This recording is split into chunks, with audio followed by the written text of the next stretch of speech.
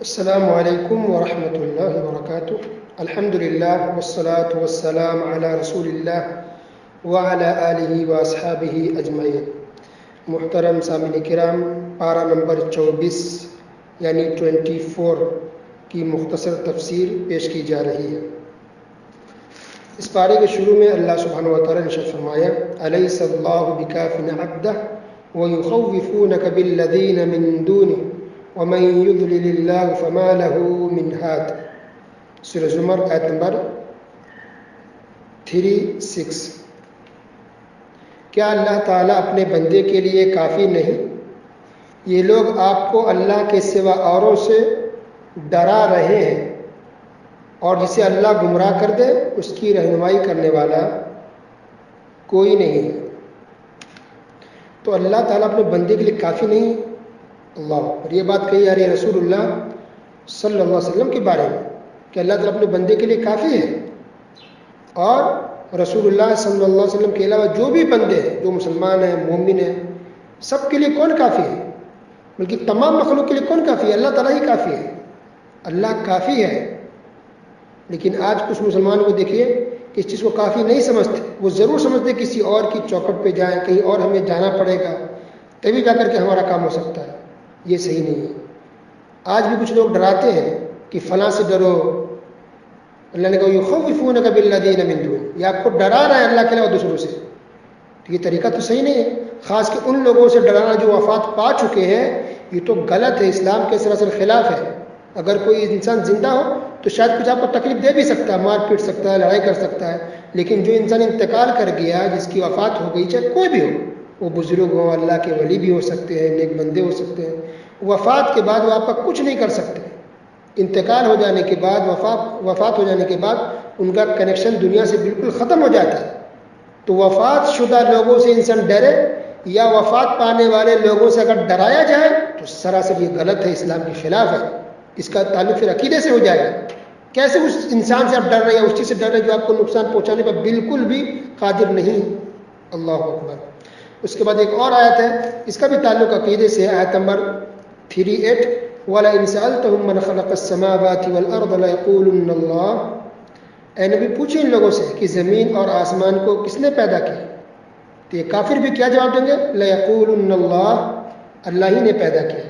تو کافر بھی یہ مانتے تھے، مشرکین بھی یہ مانتے تھے کہ زمین آسمان کو بنانے والا کون؟ اللہ سبحانہ وتعالی۔ اللہ، پھر بھی وہ کافر تھے، پھر بھی مشرک گردانے گئے۔ کیوں؟ کیونکہ وہ شرک کرتے تھے۔ اللہ کو مانتے لیکن غیر اللہ کو بھی مانتے تھے، اللہ کے علاوہ دوسروں سے بھی دعائیں کرتے تھے، اللہ کے علاوہ دوسروں کو بھی نفع اور نقصان کا مالک سمجھتے تھے۔ ان کا یہ عقیدہ تھا کہ اللہ کے علاوہ جو بزرگ ہوں، ولی ہوں، یا ان کے مورتی ہوں یا پتھر ہوں، دیوی دیوتا جو بھی وہ مان کے رکھتے تھے، ان کے بارے میں ان کا عقیدہ تھا کہ یہ لوگ بھی ہمارے لیے کچھ کر سکتے ہیں۔ اسی کو کہتے ہیں شرک، کہ ساجھیداری ٹھہرانا، پارٹنر بنانا، شریک کرنا، کسی اور کو ملا دینا اللہ کی صفت کے ساتھ، اللہ کی خصوصیت کے ساتھ، اللہ کے علم میں، اللہ کی قدرت میں، اللہ کی شان میں، یا کسی اور کو نفع نقصان کا مالک سمجھنا۔ یہ ساری چیزیں شرک ہے۔ شرک کئی طرح کے ہوتے ہیں، کئی طرح کے شرک ہیں۔ شرک کی بہت ساری قسمیں ہیں۔ علم میں شرک ہو سکتا ہے، نفع نقصان کا مالک کسی اور کو سمجھتے، اس میں بھی شرک ہے۔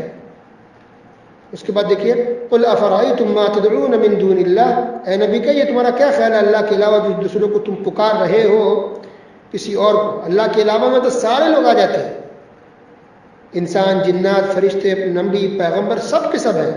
سب کیا؟ غیر اللہ، غیر اللہ نے اللہ کے علاوہ۔ تو اللہ کے علاوہ کیا صرف مورتی ہیں؟ نہیں، اللہ کے علاوہ میں سب چیزیں۔ اللہ ہے، اس کے علاوہ جو بھی ہے سب مخلوق ہے۔ فرشتے بھی اللہ کے مخلوق ہیں، نبی بھی اللہ کے مخلوق ہے، اولیاء بھی اللہ کے مخلوق ہیں۔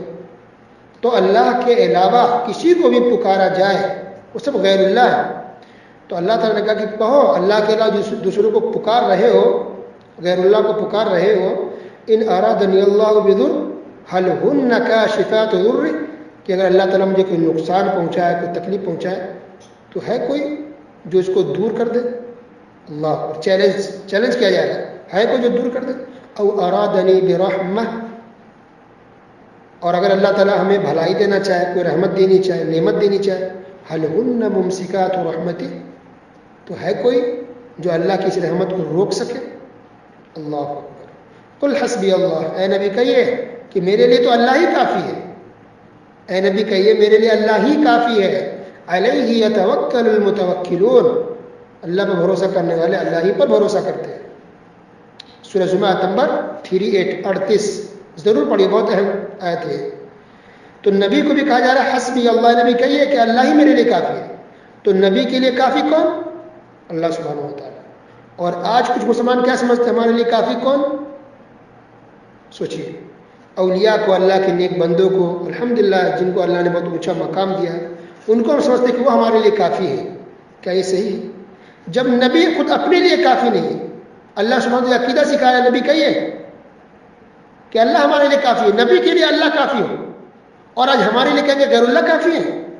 انا للہ و انا الیہ راجعون. اللہ کے واسطے سمجھیے، اپنے عقیدے کی اصلاح کریں، توحید پر، اسلام پر آئیے. اسلام کی جو حقیقی تصویر ہے، اسلام کی جو اصل شکل ہے، جو اصل توحید ہے، اس کو لوگوں نے چھپا دیا ہے. صاف طور پر مسلمانوں کے سامنے کھل کر کے انسانوں کے سامنے نہیں آ پا رہا ہے. لوگ آپ سے شرک کروا رہے ہیں، آپ کو شرک کے دلدل میں ڈال رہے ہیں، آپ سے گناہ کروا رہے ہیں. اللہ سے آپ کو دور کیا جا رہا ہے کسی اور کی محبت اور کسی اور کے نام کا جھانسا دے کر کے. ورنہ یہ ولی، یہ اولیاء اللہ کے نیک بنے تبھی اولیاء بنے. یہ پوری زندگی خالص اللہ کی بات کرتے رہے، توحید پر ٹکے رہے، شرک سے کوسوں دور رہے. شرک سے ان کو بہت زیادہ نفرت تھی، بدعت سے ان کو نفرت تھی. اللہ پر توکل، بھروسہ کرتے تھے، اللہ کے سامنے ہاتھ پھیلاتے تھے، اللہ کے سامنے روتے تھے، گڑ گڑاتے تھے، اللہ سے ڈرتے تھے، خوف کھاتے تھے. تبھی جا کر کے یہ ولی بنے. اللہ اکبر. اس کے بعد ایک اور اہم بات یہاں بتائی گئی ہے. اللہ سبحانہ وتعالیٰ نے کہا کہ جب انسان کو جب نیند آتی ہے تب بھی اللہ اس کو موت دیتا ہے، یعنی روح کو اللہ قبض کر لیتا ہے سوتے وقت. پھر اللہ نے کہا کہ اگر اس کو زندہ رہنا رہتا ہے اللہ اس کی روح کو لوٹا دیتا ہے. انسان بیدار ہوتا ہے، جاگتا ہے، ہماری روح واپس آ جاتی ہے. لیکن جب کسی انسان کی موت لکھی رہتی ہے تو پھر انسان سوتے سوتے مر جاتا ہے، اللہ اس کی روح کو نہیں لوٹاتا ہے. گویا روح ہماری دو مرتبہ میں نکالی جاتی ہے، یا اللہ قبض کر پکڑ لیتا ہے. ایک تو سونے کے وقت، اس لیے ہم سوتے تو ہمیں پتہ نہیں چلتا کون آیا کون گیا، کس نے کیا بولا، ہمیں کوئی ہوش و حواس نہیں رہتا. اس کو موت صغرا کہا گیا، چھوٹی موت ہے. لیکن جو حقیقی موت، بڑی موت ہوتی ہے تو اللہ ہمیشہ کے لیے پھر روح کو کھینچ لیتا ہے. اور پھر جب قبر میں کے اندر لٹائے جاتے ہیں، یا اگر کسی قبر میں نہ لٹایا، مثلا جلا کے مار دیا گیا یا ڈوب گیا، تو اللہ تعالیٰ پھر اس کی روح کو واپس لوٹاتا ہے اور فرشتے آ کے اس سے سوال و جواب کرتے ہیں. نیک ہے تو اچھے سے رہتا ہے، اگر برا ہے تو اس کا عذاب شروع ہو جاتا ہے. تو اس بات کو اللہ نے آیت نمبر 42 میں، آیت نمبر 42 میں ذکر کیا کہ سونے کے وقت بھی اللہ روح قبض کرتا ہے، اور پھر جب موت آنی رہتی ہے تب تو اللہ روح قبض کر لیتا ہے. ٹھیک ہے. اس کو اللہ نے سفارش کا ذکر کیا. سفارش، دیکھیے سفارش کے مسئلے کو اللہ نے کئی جگہ بیان کیا. آج مسلمانوں کی اکثریت سفارش کے نام پر شرک کر رہی ہے. مسلمان لوگ شرک کر رہے ہیں سفارش کے نام پر، کہ بھائی ہمارے سفارشی ہماری بات کو اللہ تک پہنچا دیں گے، ہم گنہگار خطا کار، ہماری دعا کیسے پہنچے گی اللہ تک ڈائریکٹ. تو سفارش، دیکھیے سیدھی بات یہ ہے کہ سفارش ہوگی، مسلمانوں کے لیے سفارش ہوگی. کب ہوگی؟ یہ قیامت کے دن ہوگی. بروز قیامت جب حساب و کتاب ہوگا وہاں سفارش ہوگی. کوئی انسان جہنم میں جا رہا گناہوں کی وجہ سے، سفارش کریں گے کون؟ رسول اللہ صلی اللہ علیہ وسلم سفارش کریں گے. کچھ لوگوں کے لیے فرشتے بھی سفارش کریں گے، اور کچھ مسلمانوں کے لیے خود مسلمان بھی سفارش کریں گے. یہ بات تو صحیح سے ثابت ہے کہ سفارش ہوگی، لیکن یہ دنیا میں نہیں ہوگی، یہ آخرت میں ہوگی، قیامت کے دن ہوگی. ابھی ہماری سفارش نہیں ہوگی. دوسری بات کہ سفارش کے لیے یہ ابھی نہیں کہا گیا اسلام میں، کہیں بھی قرآن حدیث میں یہ نہیں کہا گیا کہ سفارش کے لیے کسی کے پاس جاؤ، قبروں پر جاؤ، درگاہ پہ جاؤ، مزار پہ جاؤ تو اللہ تعالیٰ تمہاری دعا قبول کرے. ایسا کہیں بھی نہیں کہا گیا. ہاں اگر کوئی بزرگ اللہ کے نیک بندے اگر زندہ ہے، باحیات ہے، تو ان کے پاس جا کے یہ کہہ سکتے ہیں کہ آپ دعا کر دیجیے.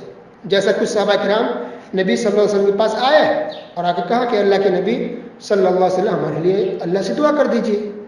تو نبی صلی اللہ علیہ وسلم نے دعا کی. لیکن یہ معاملہ بہت زیادہ نہیں ہوا.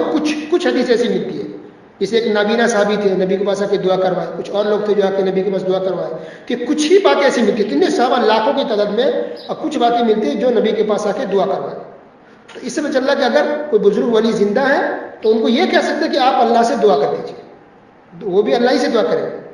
لیکن جب ان کا انتقال ہو جائے، وفات پا جائے، تو اب ان کی قبر پر جا کر کہنا کہ آپ ہماری دعا کو اللہ تک پہنچا دیجئے یا ہمارے لیے اللہ سے دعا کر دیجئے، تو یہ صحیح نہیں ہے۔ کیوں؟ کیا دلیل ہے؟ اس کی دلیل یہ ہے کہ ایک بھی حدیث ایسی نہیں ملتی کہ نبی صلی اللہ علیہ وسلم کی وفات کے بعد کوئی بھی صحابہ کرام نبی کی قبر کے پاس جاتے ہوں اور قبر پاس جا کے کہتے ہوں کہ اے نبی صلی اللہ علیہ وسلم ہماری بات کو اللہ تک پہنچا دیجئے، ہمارے لیے دعا کر دیجئے، ہم پریشان ہیں، ہماری پریشانی کو دور کروا دیجئے اللہ سے کہہ کے۔ ایسی ایک بھی حدیث نہیں ملتی ہے، بلکہ اس کے الٹا ایک روایت ملتی ہے کہ عمر فاروق رضی اللہ تعالیٰ عنہ کے دور خلافت میں جب قحط سالی آ گئی تھی، بارش نہیں ہو رہے تھے، تو عمر فاروق رضی اللہ تعالیٰ عنہ عباس رضی اللہ تعالیٰ عنہ کے پاس آئے اور آ کر کے کہا کہ جب تک نبی صلی اللہ علیہ وسلم ہمارے بیچ زندہ رہے ہم ان سے دعا کرنے کو کہتے تھے، اب وہ ہمارے بیچ نہیں رہے، لہٰذا آپ دعا کر دیجیے کہ اللہ تعالیٰ بارش برسا دے۔ دیکھیے کتنی بڑی بات ہے، گویا وفات کے بعد نبی کی قبر موجود ہے، نبی کی قبر پر صحابی نہیں گئے عمر فاروق رضی اللہ تعالیٰ عنہ، اللہ اکبر، بلکہ اس شخص کے پاس گئے جو زندہ تھے، عباس رضی اللہ تعالیٰ عنہ، ان کے پاس گئے۔ یہ صاف ہے، اسلام بالکل کلیئر ہے، روز روشن کی طرح آیا ہے، دن کے اجالے کی طرح اسلام ہے۔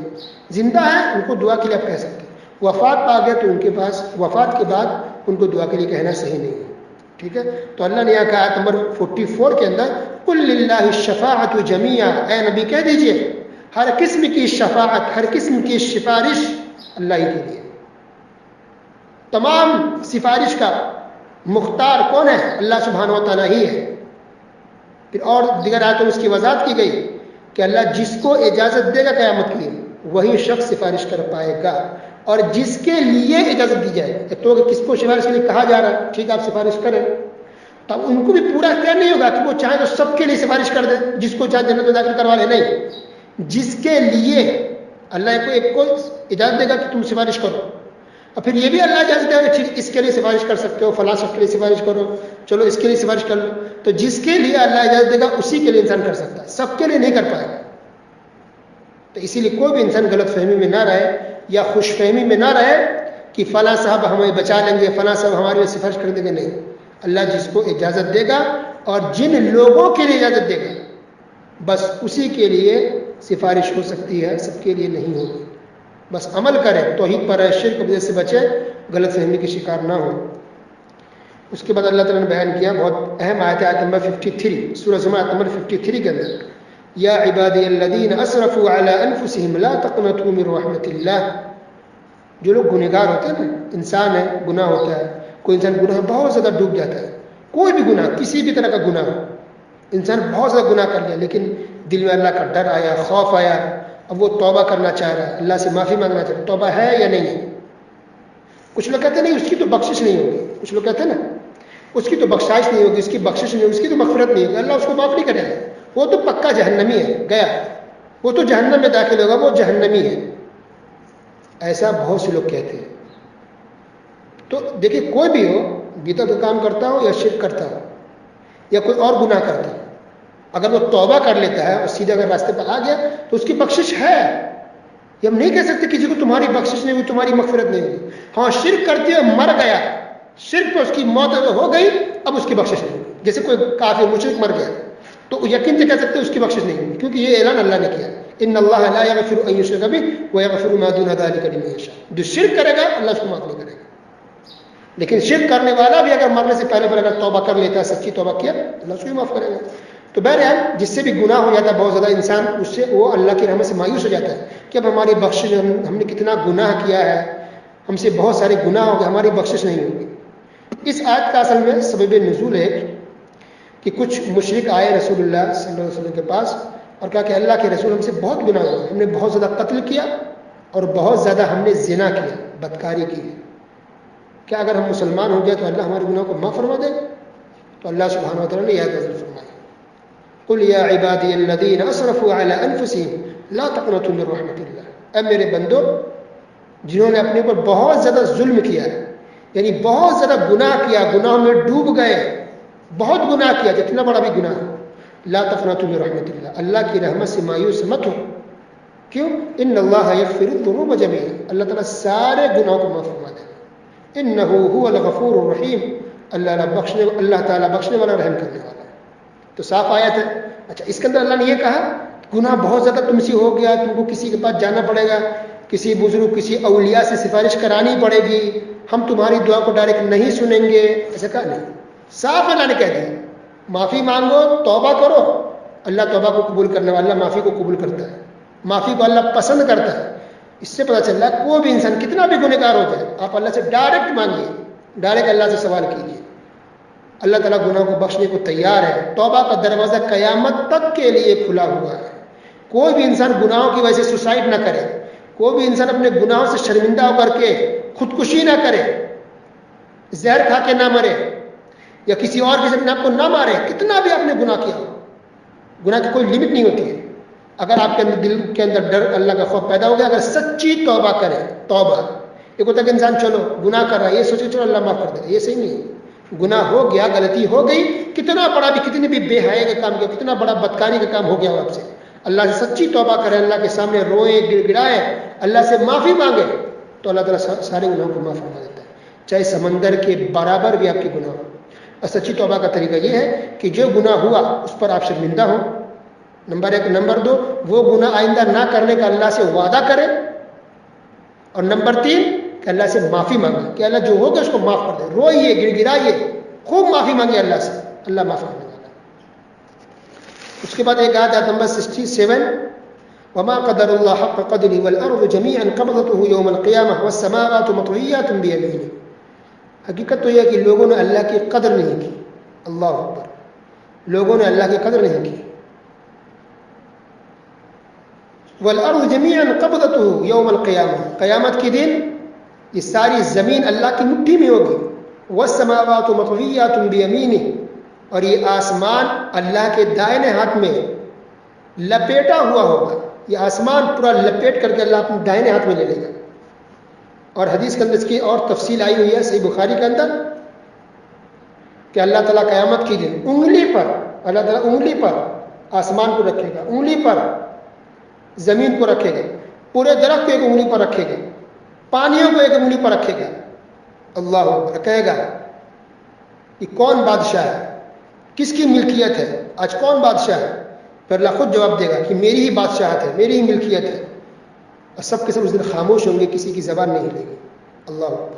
تو اللہ انگلی پر رکھے گا, انگلی انگلی کیسی اللہ کی انگلی ہمیں نہیں پتہ, لیکن خود تب حدیث کے اندر یہ انگلی کا لفظ استعمال ہوا ہے. قرآن میں بھی کئی جگہ اللہ کی کچھ صفات کا استعمال ہوا ہے, کہیں ہاتھ کا استعمال ہوا ہے, کہیں آنکھ کا استعمال ہوا ہے, کہیں اللہ کے چہرے کا استعمال ہوا ہے, قدم کا بھی استعمال قرآن کے اندر ہوا ہے. تو قرآن اور حدیث کے اندر اللہ سبحانہ و تعالیٰ کے کچھ صفات کا ذکر ہوا ہے, اللہ کے ہاتھ کا, انگلی کا, کہیں پر آنکھ کا, یا اللہ کے چہرے کا, وجہ کا ذکر ہوا ہے. تو جو اللہ کے بارے میں جو بھی استعمال ہوا, جو لفظ حدیث قرآن میں, اس کے بارے میں اہل سنت والجماعت کا, مسلمانوں کا, صحابہ کا یہی عقیدہ تھا کہ ہم اس کو مانیں گے کہ ہاں اللہ کا ہاتھ ہے تو ہاتھ ہے, آنکھ ہے تو ہے, اللہ سنتا ہے تو سنتا ہے, اللہ کا چہرہ ہے تو ہے, لیکن کیسا ہے وہ ہمیں نہیں پتہ. کچھ مسلمان آج کیا مانتے کہ نہیں اللہ کا کچھ بھی نہیں ہے, اللہ کا کچھ بھی نہیں, یہ غلط عقیدہ ہے. یاد رکھیے سلف صالحین, صحابہ, چاروں ائمہ, چاروں امام جو ہے جن کے مسلک جو مشہور ہے دنیا میں, ان کے ماننے والے, سب کا یہی عقیدہ ہے کہ اللہ سبحانہ و تعالیٰ نے اپنے بارے میں جو کہا ہے اور رسول اللہ صلی اللہ علیہ وسلم نے اللہ کے بارے میں جو بات کہی ہے اس کو ہم کو ماننا ہے. ٹھیک ہے, اب ہمیں ڈیٹیلس نہیں معلوم کہ چہرہ کیسا ہوگا, انگلی کیسی ہوگی, ہاتھ کیسا ہوگا, یہ نہیں پتہ. ہوگا جو اللہ کے شان ہے, جو اللہ کے لائق ہے. ہمارا ہاتھ ہمارے حساب سے ہے, اللہ کا ہاتھ اللہ کے حساب سے ہوگا. ٹھیک ہے, لیکن انکار کرتے کہ نہیں اللہ کا ہاتھ نہیں ہے, یہ قرآن کا انکار ہو جائے گا, کیونکہ اللہ نے خود قرآن میں استعمال کیا. وَالسَّمَاءُ مَطْوِيَّاتٌ بِيَمِينِهِ, اللہ کے دائیں ہاتھ میں یہ آسمان لپٹا ہوا ہوگا. ٹھیک ہے, یہ باریکی بات یاد رکھیں. اللہ کے اسماء و صفات جو نام ہے, صفت ہے, جو استعمال ہوا ہے اس کو ماننا ہے. ڈیٹیلس میں نہیں جائے گی, کیسا ہوگا اس میں نہیں پڑھنا, جو ہوگا جو اس کے شان نشان ہے. اچھا یہ بات آپ سن چکے ہیں, کئی حدیثوں میں بات بیان کی گئی ہے کہ جنت کے اندر اللہ سبحانہ و تعالیٰ اپنا دیدار کرائے گا. اللہ اکبر, سبحان اللہ. یعنی مسلمان مومنین جنت کے اندر اللہ سبحانہ و تعالیٰ کو دیکھ پائیں گے ایک دم سامنے سے. تو اللہ کوئی چیز ہے تبھی تو ہم دیکھ پائیں گے نا. اللہ اکبر, کیسے بھی انکار کرتے کچھ بھی نہیں ہے, نعوذ باللہ, استغفر اللہ. بلکہ نبی صلی اللہ علیہ وسلم نے یہاں تک کہا کہ تم لوگ اپنے رب کو جنت میں ایسے صاف طور پر دیکھ لو گے جیسا کہ تم لوگ 14ویں کی چاند کو دیکھتے ہو، ایک دم کلیئر کٹ۔ یہ دیدار نصیب ہوگا جنتیوں کو۔ اللہ ہم سب کو جنتی بنائے اور اللہ سبحانہ وتعالیٰ کا دیدار نصیب فرمائے، آمین یا رب العالمین۔ تم اللہ کو دیکھیں گے تو اللہ کیسا دکھنے ہوگا یہ ہمیں نہیں پتہ، جب ہم دیکھیں تب پتہ چلے گا، لیکن جس چیزوں کا بارے میں ذکر ہوا ہے حدیث قرآن میں اس کو ماننا چاہیے۔ یہ اہل سنت والجماعت کا، قرآن حدیث کا، سلف صالحین کا، صحابہ کا، چار امام کا یہ عقیدہ ہے۔ اس کے بعد ایک آیت نمبر 71 میں جہنم کا ذکر ہوا، آیت نمبر 73 میں جنت کا ذکر ہوا۔ اس تعلق سے میں بتا دوں کہ حدیث قرآن میں جو جہنم کے دروازوں کا جو بیان ملتا ہے وہ ہے 7۔ جہنم کے دروازے 7 ہیں، یعنی 7 ہیں، اور جنت کے دروازے 8 ہیں۔ تو جہنم کا 7 اور جنت کا دروازہ ایک ایکسٹرا زیادہ ہے، تو جنت کے دروازے 8 ہیں، ٹھیک ہے۔ حدیث کے اندر اس کی وضاحت ہے کہ جنت کا جو دروازہ ہوگا، ایک دروازے کی، جنت کے ایک دروازے کی چوڑائی 40 سال کی مسافت کے برابر ہوگی۔ انسان 40 سال سفر کرے تو ایک ہی جنت کی ایک طرف سے دوسری طرف جا پائے گا۔ ایک دروازہ کی ایک گیٹ اتنا چوڑا ہوگا کہ آپ کو 40 سال لگ جائے گا ایک کنارے سے دوسرے کنارے جانے پہ۔ سبحان اللہ۔ یہ وضاحت کہاں ہے؟ صحیح مسلم کے اندر، صحیح مسلم کتاب الزہد۔ اچھا ایک بات اور بتا دوں جو حدیث کے اندر تفصیل ہے اس تعلق سے، کہ جنتی کا قد یعنی جنتی کی ہائٹ، لمبائی آدم علیہ السلام کے برابر ہوگی، اور آدم علیہ السلام کی لمبائی ہائٹ 60 ہاتھ تھی، 60 یعنی 60 اتنا 60 ہاتھ آدم علیہ السلام کی لمبائی تھی۔ یہ موجود ہے، یہ بات صحیح بخاری کے اندر، صحیح بخاری کتاب الانبیاء۔ اس کے بعد سورہ مومن، جس کا دوسرا نام سورہ غافر ہے، یہ سورت مکی ہے۔ اس کے اندر اللہ سبحانہ وتعالی نے بیان فرمایا الذین یحملون العرش ومن حوله یسبحون بحمد ربهم ویؤمنون به ویستغفرون للذین آمنوا۔ سورہ مومن آیت نمبر 7۔ بہت اہم بات ہے، یاد رکھیں مسلمانوں کے لیے خوشخبری ہے، بہت بڑی بات ہے۔ اللہ نے کہا کہ اللہ تعالیٰ کے عرش کو جو فرشتے اٹھائے ہوئے ہیں، اللہ تعالیٰ کے عرش کو جو فرشتے اٹھائے ہوئے ہیں، وہ فرشتے مومنوں کے لیے، مسلمانوں کے لیے دعائیں مغفرت کرتے رہتے ہیں کہ اے اللہ ان مسلمانوں کو بخش دے، اے اللہ مسلمانوں کو معاف فرما۔ اللہ اکبر، کتنی بڑی بات ہے ہم مسلمانوں کے لیے۔ انسان رو دے گا، آنکھ میں آنسو آ جائیں گے کہ وہ فرشتے جو اللہ کے عرش کو اٹھائے ہوئے ہیں، وہ اللہ کی تسبیح بیان کرتے ہیں، اللہ کی حمد و ثنا میں مشغول رہتے ہیں ہمیشہ، تو اللہ کی تسبیح بیان کرتے رہتے ہیں، اللہ کو یاد کرتے رہتے ہیں، اور پھر مسلمانوں کے لیے دعا بھی کرتے ہیں کہ اللہ ان کے گناہوں کو بخش دے۔ اور کیا دعا کرتے ہیں؟ اور یہ بھی دعا کرتے ہیں کہ اے اللہ ان مسلمانوں کو جو تیرے راستے پر چلتے ہیں، یہ ضروری ہے، مسلمان شرک کر رہا ہے، کفر کر رہا نہیں، جو دین پر، اسلام پر چلنے والا ہے، فرشتے کہتے ہیں اللہ جو تیرے راستے پر چلنے والے مسلمان ہیں اس کو جنت میں داخل کر دے، اور ان کے ماں باپ کو بھی، ان کی بیویوں کو بھی، اور ان کے بچوں کو بھی جو نیک عمل کرتے ہیں، عمل صالح کرتے ہیں، نیک عمل کرتے ہیں، ان کو بھی اے اللہ جنت نصیب فرما، اور اے اللہ ان کو قبر کے عذاب سے بچا لے۔ یہ دعا، یہ 4 دعائیں کون کرتے ہیں؟ اللہ کے فرشتے، کہ ان کی مغفرت کر دے۔ انہیں یہ فرشتے اللہ کی تسبیح بیان کرتے رہتے ہیں، اور کیا کہتے ہیں کہ اللہ ان مسلمانوں کی مغفرت فرما دے، اور ان کو جنت نصیب کر، اور ان کے ساتھ ان کی بیوی، بچے، اولاد جو نیک عمل کریں ان کو بھی جنت نصیب فرما، اور ان کو عذاب سے محفوظ کر لے، ان کو عذاب سے بچا لے۔ اللہ اکبر، یہ دعائیں فرشتے کرتے ہیں، وہ جو اللہ کے عرش کو اٹھائے ہوئے۔ اچھا اللہ کے عرش کو اٹھائے ہوئے فرشتے کتنے ہیں؟ تو حدیث قرآن کی ڈیٹیلز میں اگر جائیں تو یہ ملتا ہے کہ اللہ کے عرش کو اٹھائے ہوئے ابھی فرشتے 4 ہیں، 4 فرشتے اللہ کے عرش کو اٹھائے ہوئے ہیں، لیکن قیامت کی دن 8 فرشتے اٹھائے ہوئے ہوں گے، یا تو وہ 8 فرشتے ہوں گے یا پھر 8 فرشتوں کی صف ہوگی، لیکن ابھی اللہ کے فرشتے کو 4 فرشتے اٹھائے ہوئے۔ یہ تفسیر جمہور مفسرین اور جمہور علماء کا یہی مسلک ہے، تفسیر میں حدیث کی روشنی میں انہوں نے یہ بیان کیا ہے، اور حافظ ابن کثیر نے بھی یہی بات کہی ہے۔ ابو داؤد کے اندر، سنن ابو داؤد حدیث نمبر 4727 کے اندر اللہ سبحانہ وتعالیٰ نے اس فرشتے کی تفصیل تھوڑی سی بیان کی ہے کہ وہ فرشتے جو اللہ کے عرش کو اٹھائے ہوئے ہیں، نبی نے کہا کہ ایک فرشتے جن کے کان اور کندھے کے درمیان اتنی دوری ہے جتنا کہ انسان 700 سال تک سفر کرتا رہے، 7 ایئرس بلکہ 700 ایئرس 700 سال تک انسان سفر کرے تب اس فرشتے کے کان سے لے کر کندھے تک پہنچ پائے گا۔ حدیث طرح سے انما بین شحمت اذنہ الی عاتقہ مسیرۃ 700 عام، اس فرشتے کے کان اور کندھے کے بیچ میں 700 سال کی دوری ہے۔ اللہ اکبر! تو فرشتے کتنے بڑے ہوں گے بتائیے، پوری ہائٹ کتنی بڑی ہوگی؟ وہ فرشتے جو اللہ کے عرش کو اٹھائیں گے، تو پھر 4 فرشتے کتنے بڑے ہو جائیں گے؟ وہ زمین اور آسمان سے بڑے بھی وہ فرشتے ہیں۔ اور سب سے بڑی مخلوق یاد رکھیے، سب سے بڑی مخلوق کون ہے؟ اللہ تعالیٰ کا عرش ہے، کیونکہ اللہ تعالیٰ کے عرش کے سامنے پوری دنیا، زمین، آسمان، پہاڑ، سمندر سب ایسے ہی ہے کہ جیسے رائے کا دانہ ہو۔ عرش کے سامنے زمین اور آسمان ایسے ہی ہے جیسے رائے کا دانہ، چھوٹا معمول یا اس سے بھی چھوٹا۔ تو وہ اللہ کا عرش کتنا بڑا ہوگا؟ ہم زمین کو، آسمان کو اتنا بڑا سمجھتے ہیں، اور یہ سب اللہ کے عرش کے سامنے ایسے ہی دکھتے ہیں جیسے کہ رائے کا دانہ ہو۔ تو عرش کتنا بڑا ہوگا؟ تو سب سے بڑے مخلوق اللہ تعالیٰ کا عرش ہے۔ کہ جہنمی جب جہنم میں ہوں گے تو داروغہ سے کہیں گے، جہنم کے داروغہ فرشتے سے، کیا رب سے دعا کیجیے کہ اللہ تعالیٰ کبھی تو ہمارے عذاب کو کم کر دے۔ تو جہنم کی داروغہ کہیں گے کیا تمہارے پاس رسول نہیں آئے تھے؟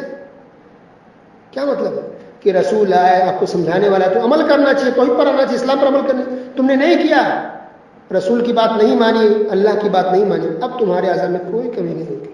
اللہ اکبر! اسی طرح ہم لوگ یہ مان کے چلتے ہیں کہ زمین آسمان کتنا اہم ہے اور انسان کتنا عجیب مخلوق ہے، دیکھیے بولتا ہے، کھاتا پیتا ہے۔ تو اگر آپ سے پوچھا جائے کہ یہ زمین آسمان کا بنانا یہ بڑی بات ہے یا انسانوں کو بنانا یہ بڑی بات ہے، شاید آپ میں سے لوگ کہیں گے ہو سکتا ہے انسان کو بنانا بڑی بات ہے، لیکن اللہ نے کہا کہ نہیں، زمین آسمان کو بنانا بڑی بات ہے انسان سے زیادہ۔ آیت نمبر 57 اللہ نے بیان کی، سورہ مومن آیت 57، لخلق السماوات والارض اکبر من خلق الناس، کہ انسانوں کو بنانے سے بڑی بات آسمان اور زمین کو بنانا ہے۔ اتنا بڑا آسمان، پوری دنیا گھوم جائیے ایک کھمبا آپ کو نہیں ملے گا، بغیر کھمبے کی آسمان ٹکا ہوا ہے۔ اللہ اکبر! پھر اللہ نے آگے بیان فرمایا نمبر 60 کے اندر، وقال ربکم ادعونی استجب لکم، اللہ نے کہا کہ تم مجھے پکارو، ادعونی مجھے پکارو، مجھ سے دعا کرو، استجب لکم، کیونکہ میں تمہاری دعا کو صرف سنتا ہی نہیں ہوں بلکہ قبول بھی کرتا ہوں۔ اللہ اکبر! اللہ کہہ رہے ہیں کہ تم مجھ سے پکارو، مجھے پکارو، مجھ سے دعا کرو، مجھ سے مانگو، میں تمہاری فریاد کو سنتا ہوں، میں تمہاری دعا کو قبول بھی کرتا ہوں۔ آج ہم اللہ سے کم مانگتے ہیں، غیر اللہ سے زیادہ مانگتے ہیں۔ اللہ نے کہیں بھی پورے قرآن میں کہیں بھی یہ نہیں کہا کہ تم غیر اللہ کے پاس جاؤ، اللہ کے علاوہ دوسرے کی چوکھٹ پہ جاؤ، ایسا اللہ نے کہیں بھی نہیں کہا۔ اب تفسیر اب تک سنتے رہا، پڑھ لیجیے ترجمہ، تفسیر کہیں بھی بات نہیں ملے گی، اللہ نے ڈائریکٹ مانگنے کو کہا۔ اس کے بعد ہے سورہ سجدہ، جس کا دوسرا نام فصلت بھی ہے، سورہ فصلت۔ یہ سورت بھی مکی ہے اور اس کا شان نزول یہ ہے کہ مشرکین مکہ نے ایک بار میٹنگ کی کہ ہم میں سے کسی ایک آدمی کو بھیجتے ہیں رسول اللہ صلی اللہ علیہ وسلم کے پاس، وہ جا کر کے کہیں، سمجھائے ان کو کہ ان کی وجہ سے ہمارے بیچ میں دوریاں پیدا ہو رہی ہیں، ہمارے بیچ میں اختلاف ہو رہا ہے، یہ نیا دین لے کر کے توحید کی دعوت دیتے ہیں، ایک معبود کی طرف بلاتے ہیں۔ تو عتبہ بن ربیعہ کو تیار کیا گیا، فصیح الزبان فصیح اللسان تھا، وہ آیا نبی وسلم کے پاس اور کہا کہ اللہ کے رسول صلی اللہ علیہ وسلم آپ کو کیا چاہیے؟ پیسے چاہیے؟ ہم پیسے دیں گے۔ شہرت چاہیے، سرداری چاہیے، حکومت چاہیے، وہ بھی ہم دے دیں گے، اور بھی بہت سی چیزیں اس نے آفر کی، جو چاہیے ہم آپ کو دینے کو تیار ہیں۔ لیکن یہ اسلام کو پھیلانا چھوڑ دیجیے، اسلام کی دعوت مت پھیلائیے، ایک اللہ کی طرف مت بلائیے، توحید کی دعوت اپنا دیں، اسلام کو مت پھیلائیے، یہ کام آپ چھوڑ دیں تو آپ کو جو چاہیے ہم دینے کو تیار ہیں۔ تو اللہ سبحانہ وتعالیٰ نے یہ صورت نازل فرمائی اور نبی کریم صلی اللہ علیہ وسلم نے اس صورت کی ابتدائی چند آیتیں پڑھ کر کے تلاوت کی اور سنا دی کہ یہ قرآن شریف اللہ کی طرف سے، یہ نبی کی طرف سے نہیں ہے کہ آپ کہیں تو ہم چھوڑ دیں، بند کر دیں، یہ اللہ کی طرف سے ہے، یہ ہماری طرف سے نہیں ہے، یہ اللہ کے سے نازل کرتا ہے، یہ کتاب ہے، قرآن مجید ہے۔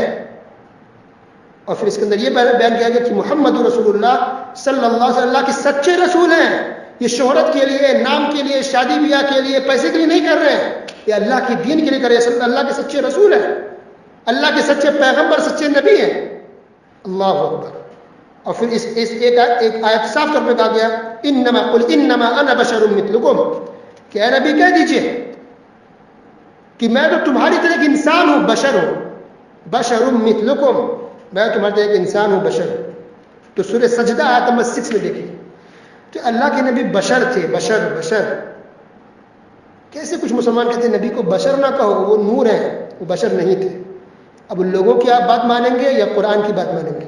قرآن مجید میں، حدیث میں تو ہے ہی، لیکن صرف قرآن مجید میں کئی جگہ نبی کو بشر کہا گیا ہے صلی اللہ علیہ وسلم۔ ایک جگہ نہیں، کئی جگہ میں نے کوٹ کر کے بتایا ہے، آیت نمبر بتا کے، کئی جگہ نبی کو کہا گیا ساقر بشر، وہ بھی بشر نہیں، تمہاری طرح بشر۔ قل انما انا بشر مثلکم، مثلکم یعنی تمہاری طرح، تمہارے جیسا، تمہاری طرح، نبی تمہاری طرح انسان ہوں، بشر ہوں، بس یہ ہے کہ میں نبی بنایا گیا، اللہ نے نبی اور رسول بنایا، لیکن تمہاری طرح انسان ہی ہوں۔ گویا کہ یہ گستاخی نبی کی شان میں نہیں ہے، اللہ نے یہ بات کہلوائی۔ اس کے بعد ایک آیت ہے حتی اذا ما جاؤوا شہد علیہم سمعهم وابصارهم وجلودهم بما كانوا يعملون، یعنی قیامت کے دن جہنمی جو ہوں گے، کافر مشرکین جو گنہگار ہوں گے، جو نافرمان ہوں گے، اس کے خلاف اس کی آنکھیں گواہی دیں گی، اس کے کان گواہی دیں گے، کان ہمارے خلاف گواہی دیں گے، آنکھیں ہمارے خلاف گواہی دیں گی، چمڑے وجلودهم، یہ چمڑے، جلد، اسکن، یہ ہماری اسکن بھی ہمارے خلاف گواہی دیں گے۔ جو ہم گناہ کریں گے، نافرمانی کریں نا، یہ بات بتائیں گے دیکھو میرے ذریعے اس نے یہ نافرمانی کی ہے۔ اللہ اکبر۔ تو پھر وہ لوگ کہیں گے وقالوا لجلودهم لما شہدتم علینا، کہ کہا جائے چمڑے تم ہمارے خلاف گواہی کیوں دے رہے ہو؟ تب چمڑا کہے گا کہ اللہ تعالیٰ نے مجھے قوت گویائی عطا فرمائی ہے، اللہ نے زبان دی ہے، اللہ نے زبان دی تو میں گواہی دے رہا ہوں، میں بول رہا ہوں۔ اللہ اکبر۔ اس کے بعد ایک آیت ہے نمبر 29 کے اندر سورہ سجدہ فصلت آیت نمبر 29 کہ جہنم کے اندر جہنمی کہیں گے اے اللہ ہمارے ان لوگوں کو ہمارے پیر کے نیچے لا کر رکھیے، لا دیجیے جو دنیا میں ہم نے گمراہ کیا، ہمارے سرداروں کو، ہمارے بڑوں کو۔ غور کریں، پڑھ لیں 29 سورہ سجدہ پارہ نمبر 24 کے اندر کہ جہنمی کہیں کہ ہمارے بڑے، ایسا کہتے ہیں نا ہمارے بڑے نے کہا، ہمارے اس نے ایسا کہا، سردار۔ تو جہنم میں کچھ لوگ کہیں گے اے اللہ ہمارے رب ہمارے بڑوں کو، ہمارے سرداروں کو جنہوں نے ہمیں گمراہ کیا، دین سے دور کر دیا، اسے ہمارے قدموں کے پیر کے نیچے لا کے رکھ دے تاکہ اس کو اور سزا ملے اور عذاب ملے، رسوا ہو، ذلیل ہو۔ اس نے ہمیں دنیا میں ذلیل کیا، پیر کے نیچے رودا جائے اور جہنم کے نیچے اور بھی سخت اس کے عذاب ہو۔ اللہ اکبر۔ اس لیے انسان کو کبھی یہ کام نہیں کرنا چاہیے، آپ کبھی کسی کو گمراہ نہ کریں۔ جو لوگ پیسے کے لیے، شہرت کے لیے، اپنے مسلک کو بچانے کے لیے، لوگوں کی محبت اور دل کو جیتنے کے لیے شرک کی دعوت یا بدعت کی دعوت یا گناہ کی دعوت دیتے ہیں، اس کو اللہ سے ڈرنا چاہیے۔ چند پیسوں کے لیے، چند ہدیہ، نذرانہ اور تحفہ وصول کرنے کے لیے آپ جہنم کو نہ خریدیں۔ اللہ کے واسطے توبہ استغفار، اللہ سے ڈریں۔ یہی لوگ آپ کے خلاف ہوں گے، آپ کو گواہی دیں گے آپ کے خلاف، اور جہنم کے نچلے درجے میں آپ کو ڈالا جائے گا۔ بہت خطرناک معاملہ ہے۔ آپ نے ایک کو بھی گمراہ کیا، وہ جب تک گمراہی میں رہے گا، جب تک گناہ کرے گا، اس سارے گناہ کا عذاب آپ پر بھی آئے گا۔ وہ گناہ تو ہوا ہی، اس کا گناہ پر سر پر بھی ہوگا۔ اس کے بعد اللہ تعالیٰ نے بیان فرمایا کہ جو لوگ اسلام پر ٹکے رہتے ہیں، اسلام پر، ایمان پر رہتے ہیں، ثابت قدم رہتے ہیں، استقامت پر رہتے ہیں، حالات کتنے خراب ہو جائیں، تکلیف ہو، مصیبت ہو، وہ دین سے ہٹتے نہیں ہیں، شرک نہیں کرتے، کفر نہیں کرتے، اسلام پر ٹکے توحید پر رہتے ہیں، تو اللہ سبحانہ و تعالیٰ ایسے لوگوں پر فرشتے بھیجتے ہیں۔ فرشتے آ کے خوشخبری اور بشارت دیتے ہیں۔ اللہ اکبر۔ اب یہ بشارت کب ہوتی ہے؟ مفسر نے لکھا ہے کہ یہ بشارت لگتا ہے کہ 3 موقع پر ہوتی ہوگی۔ ایک مومن کے وفات کے وقت جب روح نکل رہی ہو، اور دوسرا قبر میں، اور تیسرا قیامت کے دن جب لوگ قبر سے اٹھ رہے ہوں گے۔ اللہ اعلم۔ تو یہ فرشتے بشارت دیتے ہیں۔ اور آخری بات آج کے درس میں آیت نمبر 33 میں ہے 33 سورہ فصلت۔ اللہ نے کہا کہ سب سے اچھی بات اس کی ہے۔ آج ہم کہہ سکتے ہیں کہ سب سے اچھی بات کس کی ہوتی ہے؟ تو اللہ نے جواب دیا وَمَنْ أَحْسَنُ قَوْلًا مِّمَّنْ دَعَا إِلَى اللَّهِ وَعَمِلَ صَالِحًا۔ سب سے اچھی بات اس کی ہے جو لوگوں کو اللہ کی طرف بلائے، جو لوگوں کو اللہ کی طرف یعنی اسلام کی دعوت دے اور نیک عمل کرے، اس سے اچھی بات اور کسی کی نہیں ہو سکتی۔ اللہ اکبر۔ گویا وہ لوگ خوش نصیب ہے جو دین کی دعوت دے رہے ہیں، اسلام کی نشر و اشاعت کر رہے ہیں، توحید اور سنت کو پھیلا رہے ہیں، اللہ کی طرف بلا رہے ہیں۔ یہ دنیا میں ایسے لوگ سب سے اچھے انسان ہیں۔